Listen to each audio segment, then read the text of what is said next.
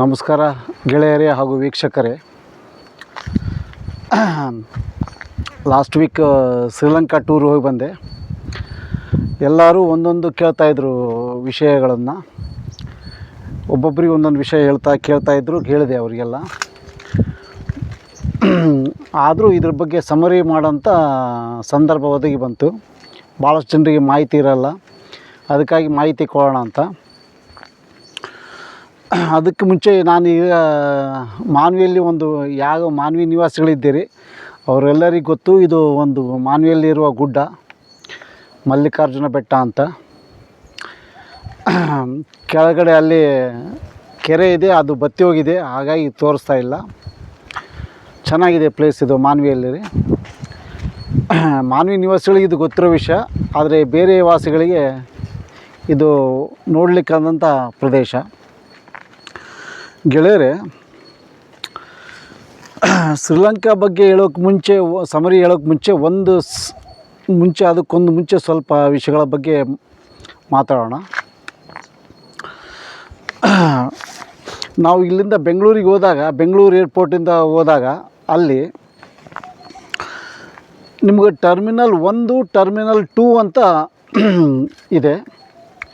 Terminal 1ಲ್ಲಿ ನಿಮಗೆ ದೇಶೀಯ ಉಡಾವಣೆಗಳು, ಅಂದರೆ ಸ್ಟೇಟಿಂದ ಈ ಸ್ಟೇಟಿಂದ ಇನ್ನೊಂದು ಸ್ಟೇಟಿಗೆ ಅಥವಾ ಒಂದು ನಗರದಿಂದ ಇನ್ನೊಂದು ನಗರಕ್ಕೆ ಒಳಗೆ ಇಂಟೀರಿಯರ್ ಇಂಡಿಯಾದಲ್ಲಿ ಇರೋದೇ ಹೋಗಲಿಕ್ಕೆ ಅದು ಟರ್ಮಿನಲ್ 1 ಯೂಸ್ ಮಾಡ್ತಾರೆ. ಟರ್ಮಿನಲ್ 2 ಅದು ಓನ್ಲಿ ಫಾರ್ ಇಂಟರ್ನ್ಯಾಷನಲ್ ಟ್ರಾವೆಲ್ಸಿಗೆ. ಹಾಗಾಗಿ ನೀವು ಚೂಸ್ ಮಾಡಬೇಕು. ನೀವು ಸ್ಟಾರ್ಟಿಂಗ್ನಾಗೆ ನಿಮ್ಗೆ ಗೊತ್ತಿರುವಂಥ ಮಾಹಿತಿ ಇದು. ಒಂದಲ್ಲಿ ಇಂಡಿಯಾದಲ್ಲಿ ಹೋಗ್ತಾ ಇದ್ದಾರೆ, ಒಂದಲ್ಲಿ ಹೋಗಿ.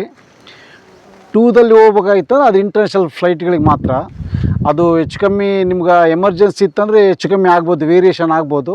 ಯಾಕಂದರೆ ಫ್ಲೈಟಲ್ಲಿ ಸ್ವಲ್ಪ ಆ ಕಡೆ ಈ ಕಡೆ ಭರ್ತಿ ಆಗಿತ್ತಂದರೆ ಮತ್ತು ಈ ಕಡೆ ಶಿಫ್ಟ್ ಮಾಡ್ಬೋದು, depend upon air traffic controller ಬಗ್ಗೆ. ಯಾಕಂದರೆ ನೀವು ಬೆಂಗಳೂರಿಂದ ಯಾವುದೇ ಕ್ಯಾಬ್ ತೊಗೊಂಡ್ರೆ ಅವ್ರಿಗೆ ಹೇಳ್ಬೇಕಾಗ್ತದೆ, ಇಲ್ಲಾಂದರೆ ಚಾರ್ಜಸ್ ಎಕ್ಸ್ಟ್ರಾ ಮಾಡ್ತಾರೆ ಅವ್ರು ನಿಮ್ಗೆ. ನನಗೂ ಮಾಡಿದರು. ನಾನು ಟರ್ಮಿನಲ್ 1 ಅಂತ ಹಾಕಿದ್ದೆ ನಾನು. ಈಗ ಬರೋಣ ವಿಷಯಕ್ಕೆ. ಏರ್ಪೋರ್ಟಿಗೆ ಬಂದಮೇಲೆ ನಿಮಗೆ ಒಂದು ಮಾಹಿತಿ ಕೊಡ್ತೀನಿ. ಅಲ್ಲಿ ನಿಮಗೆ ಲಗೇಜ್ ಬಗ್ಗೆ ಟ್ರಾಲಿ ಇದ್ದರೆ ಒಳ್ಳೆಯದು, ಭಾಳ ಒಳ್ಳೆಯದು. ಅಂದರೆ ಗಾಲಿ ಇರೋದಿರ್ತಲ್ಲ, ವೀಲ್ ಇರೋದು ಲಗೇಜ್ ಇದ್ದರೆ ಭಾಳ ಒಳ್ಳೆಯದು. ಅಲ್ಲಿ 90-95% ಜನ ಎಲ್ಲರ ಥರದ್ದು ನಿಮಗೆ ಲಗೇಜ್ ಟ್ರಾಲಿಗಳೇ. ಅದರಲ್ಲಿ ಯಾವುದು ಎತ್ಕೊಂಡು ಹೋಗ್ಲಿಕ್ಕೆ ಯಾರೂ ಸಿದ್ಧರಿಲ್ಲ, ಎಲ್ಲರೂ ಅದೇ ರೀತಿ ತರ್ತಾರೆ. ಒಂದು ಸ್ಮಾಲ್ ಕ್ಯಾರಿ ಬ್ಯಾಗು ತರ್ಬೋದು ಅಷ್ಟೇ. ಬಟ್ ಟ್ರಾಲಿ ಬ್ಯಾಗ್ ಇದ್ದರೆ ಭಾಳ ಒಳ್ಳೆಯದು. ಅದಕ್ಕೆ ಈಗಲಿಂದ ಯಾರ್ಯಾರ ಹತ್ರ ಇಲ್ವೋ ಅದು ತೊಗೊಳ್ರಿ. ಇನ್ನೊಂದಂದರೆ ಅಲ್ಲಿ ನಿಮ್ಗೆ ಚೆಕ್-ಇನ್ ಆಗಲಿಕ್ಕೆ, ಅಲ್ಲಿ ಇಂಟರ್ನ್ಯಾಷನಲ್ ಫ್ಲೈಟಿಗಿತ್ತಂದರೆ ಮತ್ತೆ ನೀವು 2-3 ಅವರ್ಸ್ ಮುಂಚೆ ಅಲ್ಲಿರಬೇಕಾಗ್ತದೆ ಏರ್ಪೋರ್ಟಲ್ಲಿ. ನ್ಯಾಷನಲ್ ಫ್ಲೈಟ್ ಆಗಿತ್ತಂದರೆ ಇಲ್ಲೇ ಲೋಕಲ್ ಆಗಿತ್ತಂದರೆ ನಿಮ್ಗೆ 1 ಅವರ್ ಬಿಫೋರ್ ಇದ್ರೂ ಒಳ್ಳೆಯದೇ. ಅಲ್ಲೆಲ್ಲ ಚೆಕ್ಕಿಂಗ್ ಮಾಡ್ತಾರೆ. ನೀವು ಚೆಕ್ಕಿಂಗ್ ಮಾಡೋತ್ನಾಗ ನಿಮಗೆಲ್ಲ ಸಾಮಾನುಗಳನ್ನ, ನಿಮ್ಗೆ ಲಗೇಜ್ ಒಂದು ಕಡೆ ಹೋಗ್ತದೆ. ಓಕೆ, ಅದಕ್ಕೆ ನಾನು ಹೇಳ್ತೀನಿ, ಲಗೇಜ್ ಭಾಳ ಹುಷಾರಾಗಿರಬೇಕು. ಯಾಕಂದರೆ ಭಾಳಷ್ಟು ಜನ ಬಂದಿರ್ತಾರೆ, ಸೇಮ್ ಬ್ಯಾಗ್ಗಳಿರ್ತಾವೆ, ಹೌದಾ? ಅಲ್ಲಿ ನಿಮ್ಗೆ ತೊಂದರೆ ಆಗ್ತದೆ. ನೀವು ಒಂದು ಬ್ಯಾಗ್ ನಿಮ್ಮದೇ ಬ್ಯಾಗ್ ಅಂತ ಹೌದಾ ಇಲ್ಲ ಅಂಬೋದು ಭಾಳ ಹುಷಾರಾಗಿರ್ಬೇಕಾಗುತ್ತೆ.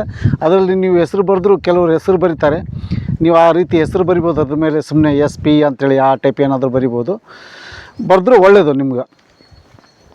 ಸೆಕೆಂಡು, ಟ್ರೇ ಕೊಡ್ತಾರಲ್ಲ ಅಲ್ಲಿ ಸ್ಟಾರ್ಟಿಂಗ್ನಲ್ಲಿ, ನಿಮ್ಮ ಚೆಕ್ಕಿಂಗ್ ಮಾಡೋ ಮುಂಚೆ ಟ್ರೇ ಕೊಡ್ತಾರೆ. ಅದರಲ್ಲಿ ನಿಮಗೂ ವಾಚು, ಪೌಡರು, ಚಾರ್ಜರು, ಮೊಬೈಲು ಎಲ್ಲ ಹಾಕಿ ಮುಂದೆ ನಿಮ್ಮ ಚೆಕ್ಕಿಂಗ್ ಆದಮೇಲೆ ಮುಂದೆ ಹೋಗ್ಬೇಕಲ್ಲಿ. ಅಲ್ಲಿ ಮುಂದೆ ಹೋದ್ಮೇಲೆ ಮತ್ತೆ ಅದೇ ಸಾಮಾನನ್ನ ನೀವು ತೊಗೋಬೇಕು. ಯಾಕಂದರೆ ನಾನು ಕಳ್ಕೊಂಡಿದ್ದೀನಿ, ಒಂದು ಪೌಡ್ರ್ ಡಬ್ಬ ಕಳ್ಕೊಂಡಿದ್ದೀನಿ. ಪೌಡ್ರ್ ಹಾಕಬೇಕಲ್ಲಿ ಟ್ರೇದಲ್ಲಿ. ನೀವು ಯಾವುದೂ ಸಾಮಾನು ಕ್ಯಾರಿ ಆ ರೀತಿ ಮಾಡೋಕ್ಕಾಗಲ್ಲ. ಅದರಲ್ಲಿ ಒಂದು ಪರ್ಸ್ ಇದೆ, ಆ ಪರ್ಸನ್ನು ತೊಗೊಂಡು ಎಲ್ಲ ವಾಚು ಗೀಚು ಎಲ್ಲ ಬಿಟ್ಟು ಆ ಕಡೆ ಟ್ರೇ ಬರ್ತದೆ. ನೀವು ಚೆಕ್ ಆದಮೇಲೆ ಅಲ್ಲಿ ಮತ್ತೆ ಹೋಗಿ ತೊಗೋಬೇಕು. ನೀವು ನಿಮ್ಮ ಸಾಮಾನುಗಳು ಮಾತ್ರ ನೀವು ಜವಾಬ್ದಾರರು, ಭಾಳ ಕೇರ್ಫುಲ್ಲಾಗಿ ತೊಗೋಬೇಕು ನೀವು. ಮತ್ತು ಇನ್ನೊಂದು ಆಪ್ಷನ್ ಇದೆ ಅಲ್ಲಿ, ಅಲ್ಲಿ ಪ್ರತಿ ಏರ್ಪೋರ್ಟಲ್ಲಿ ಒಂದು ಲಿಕ್ಕರ್ ಸಿಗ್ತದೆ ಅಥವಾ ಸಿಗರೇಟ್ ಎರಡೂ ಸಿಗ್ತವೆ. ಅಲ್ಲಿ ನೀವು ಎಕ್ಸೈಸ್ ಡ್ಯೂಟಿ ಕಡಿಮೆ ಇರ್ತದಲ್ಲಿ ಸರಿಸುಮಾರು ನಿಮಗೆ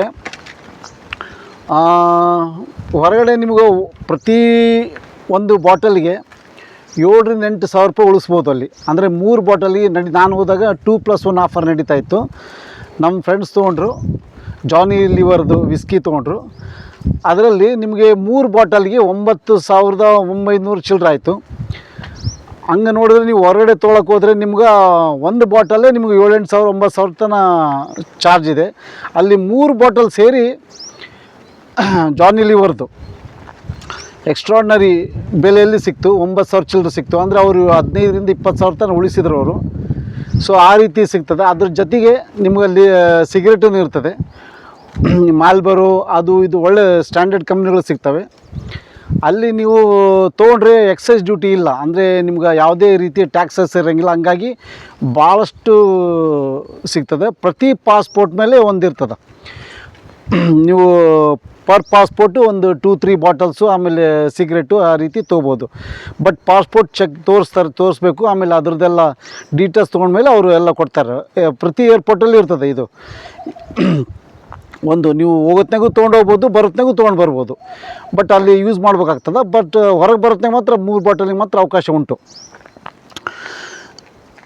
ಆಮೇಲೆ ಇನ್ನೊಂದು ಕರೆನ್ಸಿ ಎಕ್ಸ್ಚೇಂಜ್ ಬಗ್ಗೆ ಹೇಳ್ತಾ ಇದ್ದೀನಿ.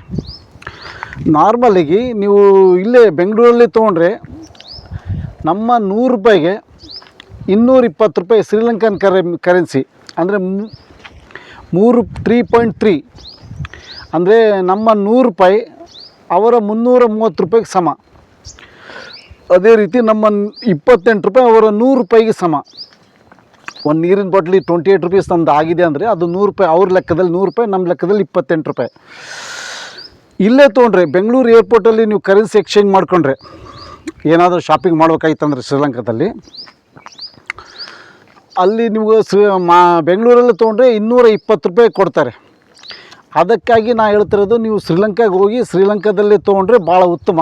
ಅಲ್ಲಿ ನಿಮ್ಗೆ 330 ರೂಪಾಯಿ ಕೊಡ್ತಾರೆ. ಅಂದರೆ 100 ರೂಪಾಯಿಗೆ 330 ರೂಪಾಯಿ ಕೊಡ್ತಾರೆ.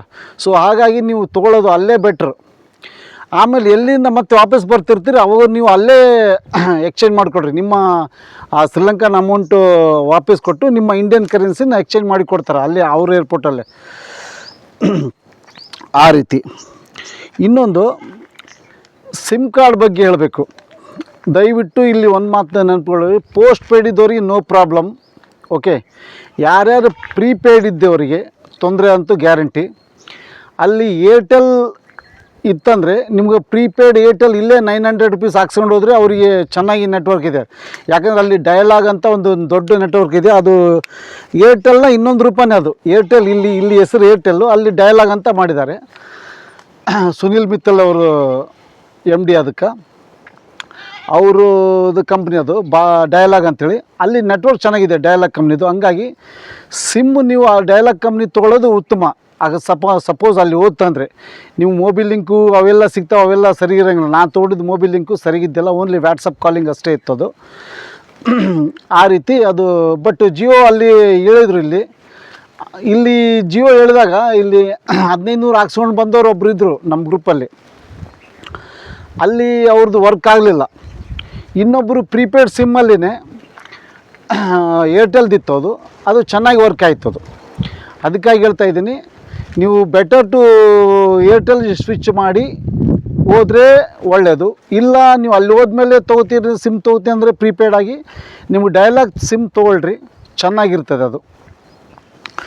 ಸೆಕೆಂಡು, ಈಗ ಬರೋಣ ಮುಖ್ಯವಾಗಿ ಶ್ರೀಲಂಕಾಗೆ. ನಾರ್ಮಲಾಗಿ ಶ್ರೀಲಂಕಾ ಒಂದು ಬೌದ್ಧಿಸ್ಟ್ ಕಂಟ್ರಿ, ಮೆಜಾರಿಟಿ ಬೌದ್ಧಿಸ್ಟ್ ಇದೆ. ನಾನು ಹೋದಾಗ ನಿಮಗೆ ಗೊತ್ತಿರೋ ಹಾಗೆ ನಾನು ಆಲ್ರೆಡಿ ವೀಡಿಯೋ ಮಾಡಿ ಹಾಕಿದ್ದೀನಿ ನನ್ನ ಯೂಟ್ಯೂಬಲ್ಲಿ.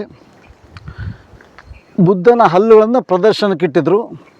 ಸುಮಾರು 16 ವರ್ಷ ಆದಮೇಲೆ ಪ್ರದರ್ಶನಕ್ಕಿಟ್ಟಿದ್ರು. ಅದನ್ನು ನೋಡಲಿಕ್ಕೆ ಶ್ರೀಲಂಕಾದ ಎಲ್ಲ ಪ್ಲೇಸಸ್ಗಳಿಂದ ಹಾಗೂ ವರ್ಲ್ಡ್ನಿಂದ ಎಲ್ಲ ಕಡೆಯಿಂದ ಬಂದಿದ್ದರು. ಜಪಾನು, ಚೈನಾ, ತೈವಾನು, ಹಾಂಗ್ಕಾಂಗು, ಸಿಂಗಾಪುರು, ಮಲೇಷಿಯಾ ಎಲ್ಲ ಕಡೆಯಿಂದ ಬೌದ್ಧಿಸ್ಟ್ಗಳು ಯಾರ್ಯಾರಿದ್ದಾರೆ ಭಾಳ ದೊಡ್ಡ ಪ್ರಮಾಣದಲ್ಲಿ ಬಂದಿದ್ದರು. ಎಷ್ಟು ಪೇಷನ್ಸ್ ಇತ್ತಂದ್ರೆ ಅವ್ರಿಗೆ 4-5 ಕಿಲೋಮೀಟ್ರ್ ದೂರದಿಂದ ಎಲ್ಲರೂ ಮಲ್ಕೊಂಡಿದ್ದಾರೆ ಜನ. ಸೊ ಆ ರೀತಿ ಇದ್ದರು. ಭಾಳ ಭಯ ಭಕ್ತಿ ಚೆನ್ನಾಗಿತ್ತು ಅಲ್ಲಿ ನೋಡಲಿಕ್ಕೆ. ಭಾಳ ಪೀಸ್ಫುಲ್ ವಾತಾವರಣ. ಅದು ನೋಡಲಿಕ್ಕೆ ಹೇಗಿದೆ ಅಂದರೆ ನಮ್ಮದು ಕೇರಳ ಇದೆಯಲ್ಲ, ಅಡ್ವಾನ್ಸ್ಡ್ ವರ್ಷನ್ ಆಫ್ ಕೇರಳ ಅಂದರೂ ತಪ್ಪಾಗಲಿಕ್ಕಿಲ್ಲ. ಅಂದರೆ ಈಗ ಸಾಫ್ಟ್ವೇರಲ್ಲಿ ಹೇಳ್ತಾರಲ್ಲ 3.0 4.0 ಅಂತೇಳಿ, ಆ ಟೈಪ್ ಅದು Sri Lanka advanced version of Kerala. ಅಂದರೆ ನೀವು 6.0 ಕೇರಳಕ್ಕೆ ಕೊಟ್ಟರೆ 7.0 ಅನ್ಬೋದು ಕೇರಳಕ್ಕೆ.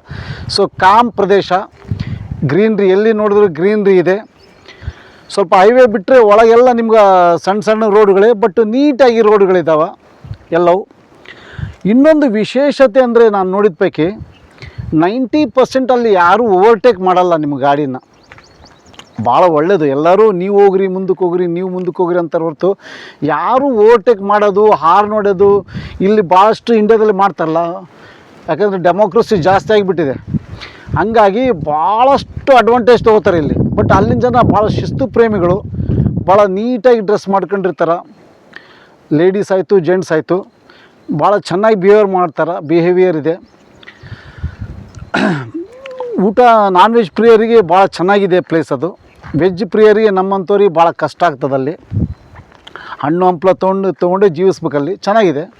ನಮಗೂ ವೆಜ್ ಫೆಸಿಲಿಟಿ ಇತ್ತು ನಮ್ಮ ಟೂರ್ ಆಪ್ರೇಟರ್ ಕಡೆಯಿಂದ, ಹಾಗಾಗಿ ನಮಗೇನು ತೊಂದರೆ ಆಗಲಿಲ್ಲ. ಆಮೇಲೆ ಅದು ಎಷ್ಟಿದೆ ಅಂದರೆ ವಿಸ್ತೀರ್ಣ ನಿಮ್ಗೆ ಸುಮಾರು 4-5 ಡಿಸ್ಟಿಕ್ ಅಥವಾ 5-6 ಡಿಸ್ಟಿಕ್ ಸೇರಿಸಿದರೆ ನಮ್ದು ಎಷ್ಟಾಗ್ತದೆ ಅಷ್ಟೇ ಇರೋದು ಕಂಟ್ರಿ. ಅದೇನು ಜಾಸ್ತಿ ದೊಡ್ಡದೇನಿಲ್ಲ. ರಾಮೇಶ್ವರಂಲಿಂದ ನಿಮ್ಗೆ 18 ಕಿಲೋಮೀಟ್ರ್ ದೂರದಲ್ಲಿದೆ ಮಾತ್ರ ಅದು. ಅದು ಪಾಪ್ಯುಲೇಷನ್ ನೋಡಿದ್ರೆ ನಿಮ್ಗೆ ಅಲ್ಲಿ 2.2 crores ಅಂದರೆ 2,20,00,000 ಜನಸಂಖ್ಯೆ ಇರೋದು ಪ್ಲೇಸ್ ಅದು. ಭಾಳ ಚೆನ್ನಾಗಿದೆ, ನೋಡಲೇಬೇಕಾದಂಥ ಪ್ಲೇಸಸ್ ಚೆನ್ನಾಗಿದೆ. ನಾವು ಹೋದ ಕಡೆ ಅಂದರೆ ಸೀತಾಮಾತೆಯ ಅಪರ್ಣ 3 ಕಡೆ ಇಟ್ಟಿದ್ರಂತೆ ಸೀತಾಮಾತೆಯನ್ನು. ನಮಗೆ 3ನೇ ಸ್ಥಾನ ಅಶೋಕ ವಾಟಿಕ ತೋರಿಸಿದ್ರು. ಮೊದಲನೇ 2 ಸ್ಥಾನಗಳು ತೋರಿಸಲಿಲ್ಲ. ಅಲ್ಲಿ ಹನುಮಂತನ ಪಾದಗಳು, ಚಿಹ್ನೆಗಳು ಅಲ್ಲಿದ್ದು ಅದೊಂದು. ಮತ್ತು ಬೇರೆ ಬೇರೆ ಗಿಮ್ಸು ಎಲ್ಲ ಆಯುರ್ವೇದಿಕ್ ಎಲ್ಲ ತೋರಿಸಿದ್ರು. ಅವೇನು ಅಷ್ಟೊಂದು ನೆಸೆಸಿಟಿ ಇರಲಿಲ್ಲ. ಆದಾಗ್ಯೂ ಇನ್ನೊಂದು ಕಡೆ ನಮ್ಮದು ಹನುಮಂತನ ಪ್ರಪ್ರಥಮವಾಗಿ ಬಂದಿಳಿದಂಥ ಇದೇ ರೀತಿ ಗುಡ್ಡದ ಪ್ಲೇಸ್ ಇದೆ, ಒಂದು ಗುಡ್ಡದಲ್ಲಿ ಪ್ಲೇಸ್ ಇದೆ. ಅಲ್ಲೇ ಪ್ರಪ್ರಥಮವಾಗಿ ಕಾಲಿಟ್ಟ ಪ್ಲೇಸ್ ಅಂತದ್ದು. ಅಶೋಕ್ ವಾಟಿಗೆ ಹೋಗೋ ಮುಂಚೆ ಇಳಿದ ಪ್ಲೇಸ್. ಅಲ್ಲಿ ಒಂದು ದೊಡ್ಡ ಚೆನ್ನಾಗಿ ಗುಡಿ ಕಟ್ಟಿದ್ದಾರೆ ಹನುಮಂತಂದು. ಸೊ ಅದೊಂದು ನೋಡಲಿಕ್ಕಾದಂಥ ಪ್ಲೇಸ್ ಚೆನ್ನಾಗಿದೆ ಅದು. ಸೆಕೆಂಡು ರಾವಣನ ಸಿಗುರಿ ಅಂಥೇಳಿ ರಾವಣನ ಪ್ಲೇಸ್ ಇದೆ. ಅಲ್ಲಿ ಇದೇ ರೀತಿ ಗುಡ್ಡ ಇದೆ ಅಲ್ಲಿ. ಆ ಗುಡ್ಡದ ಮೇಲೆ ಪುಷ್ಪಕುಮಾನ ಬಿಡ್ತಿದ್ರಂತೆ ಅಲ್ಲಿ. ಅದನ್ನು ನೋಡ್ಬೋದಾಗಿತ್ತು. ಅದನ್ನು ನಮ್ಗೆ ಅಷ್ಟೊಂದು ಸಮಯದ ಅಭಾವ ಇದ್ದರಿಂದ ಕಾರಣ ನೋಡೋಕ್ಕಾಗಲಿಲ್ಲ. ಇನ್ನೊಂದು ಸಲ ದೇವ್ರ ಆಸ್ಪದ ಕೊಟ್ಟರೆ ನೋಡೋಣ. ಮತ್ತು ನಿಮ್ಗೆ ಯಾವುದೇ ರೀತಿಯಿಂದ ಹೋಗ್ಬೇಕಾಯ್ತಂದರೆ, ನೀವು ಯಾವುದೇ ಕಂಟ್ರಿಗೆ ಹೋಗ್ಬೇಕಾಯ್ತಂದರೆ ಟೂರ್ ಆಪ್ರೇಟ್ರ್ ಚೆನ್ನಾಗಿರಬೇಕು, ಎಕ್ಸ್ಪೀರಿಯನ್ಸ್ ಇದ್ದರೆ ಭಾಳ ಚೆನ್ನಾಗಿರ್ತದೆ.